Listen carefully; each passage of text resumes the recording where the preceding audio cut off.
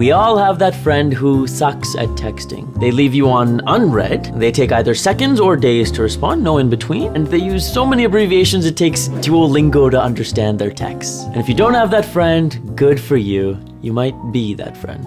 In an increasingly digital world, texting is here to stay, and it can play a critical role in our happiness. Experts like MIT psychologist Sherry Turkle say that if done well, texting can improve interpersonal relationships, help people deal with traumatic events, and bridge intergenerational gaps. Keyword, if done well, making it extra important that we text in intentional and fulfilling ways. Welcome to the channel, where we find simple ways to connect a little deeper with the people in our lives. Today we're talking about texting and 5 counterintuitive ways to become a better texter. Let's jump in.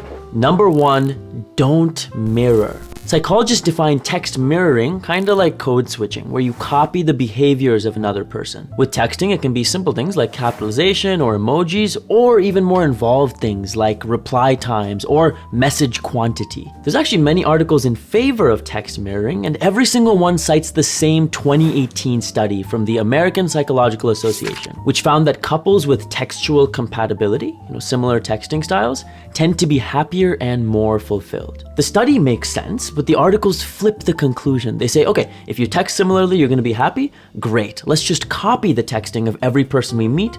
Instant textual compatibility. That is not how that works. If over the course of a relationship, you communicate with your partner about how you text and you start texting in similar ways, great. But if you just met someone and you start copying how they text, that's not compatibility. That's a costume at best. Another way to think about this is using the concept of polarization. It's from Mark Manson, a best-selling author of 2 of my favorite books, The Subtle Art and Models. Just like your authentic texting style, your authentic self will polarize, right? Some people will love you for it and some people really won't. And Manson points out how that's a way preferred outcome to just pretending all the time and ending up with a bunch of people who kinda like you. Sure, no hate, but no love either. At the end of the day, you cannot say the wrong thing to the right person. And you definitely cannot send the wrong emoji, bro. So text in your natural style, so the people you click with the most will be the ones with a compatible style, leading to what that study was actually about: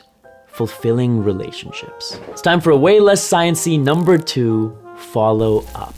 If you texted someone about a question, a favor, or scheduling something, and you've been on red for a bit, send a polite follow-up, because the reason for the no reply probably has nothing to do with you. Think about every time you've forgotten to respond to a text. You swipe away a notification because you're in the middle of class or a meeting, or you have some chai on the stove and then it starts burning and then the fire alarm goes off and then everyone has to evacuate the building. Sometimes stuff happens and life gets in the way. Make sure to wait a reasonable amount of time, which is different depending on the relationship. And it's as simple as texting a, hey, bumping this. Hey, following up on this. Hey, just checking in. So next time you're left on red, follow up, and trust me, it's gonna take your social life one step closer to what you want it to be. Number 3, take your time. Don't text when you're busy. It makes you feel rushed, it increases the chances of miscommunication over text, and if you're with other people, it is ruining your relationships with them. You already know this Virginia Tech study about how we feel less empathy from our friends if they're holding a phone while talking to us. And you know this study from the UK, which found that the mere presence of a phone sitting on a table reduces the depth of a conversation. Bro, don't text when you're with another person. Just don't do it. Instead, wait until you have a moment where you can actually get grounded in yourself and take the time to text. That state of mind lets you read and understand what a text means, and then properly formulate a reply to reduce the risk of misunderstanding on both sides of the conversation. And now for a personal favorite, number 4, the casual check-in.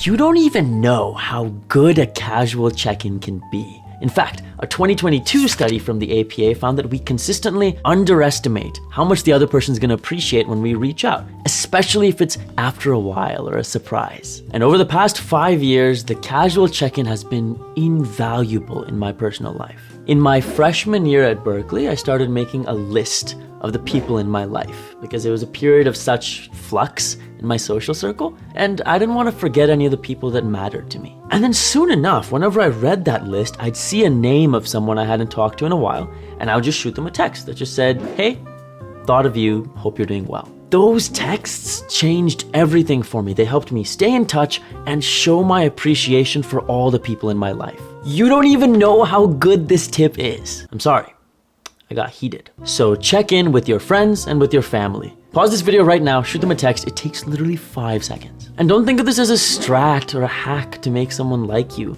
You already sincerely like the person and you thought of them.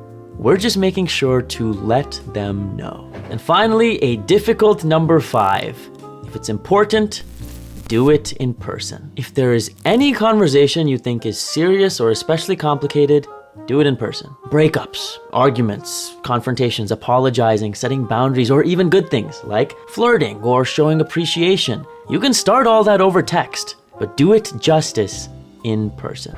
If you work on the 5 things in this video, you are going to upgrade your text conversations. But if you want to upgrade your relationships and in-person conversations, start with this video about how to say thank you and mean it.